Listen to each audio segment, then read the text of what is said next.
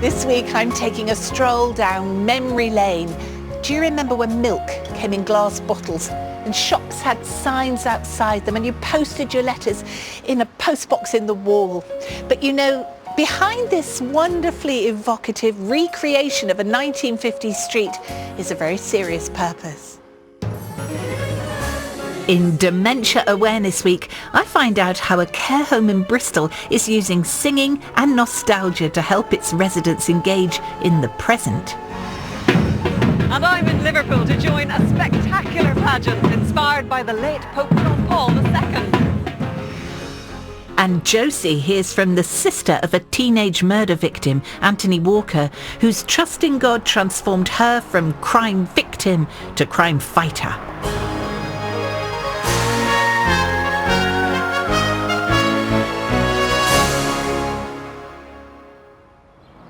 Later we'll be hearing from Welsh classical singers Richard and Adam.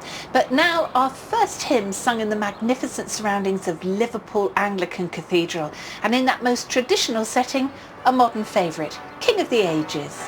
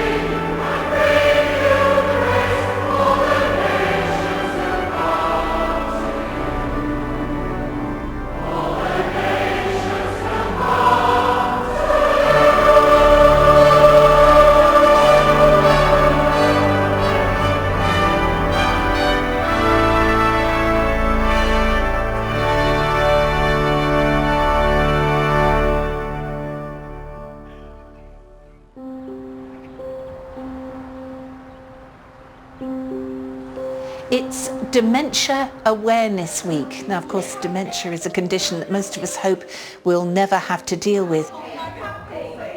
But at care homes like this one here in Bristol, they're coming up with all sorts of innovative ways to help people who are affected.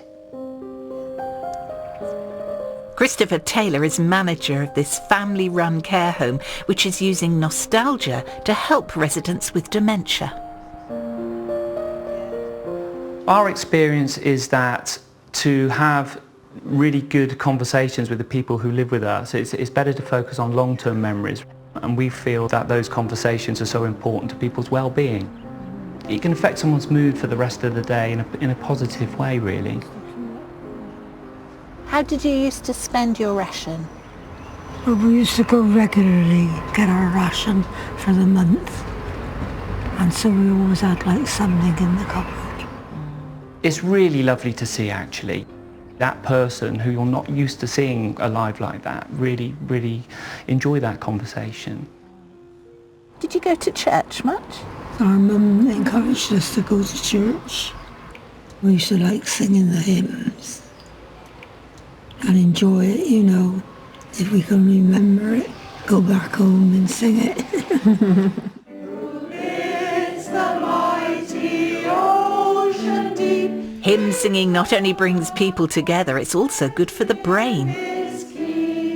Rita, 7, has Alzheimer's and regularly attends a service here run by church volunteers.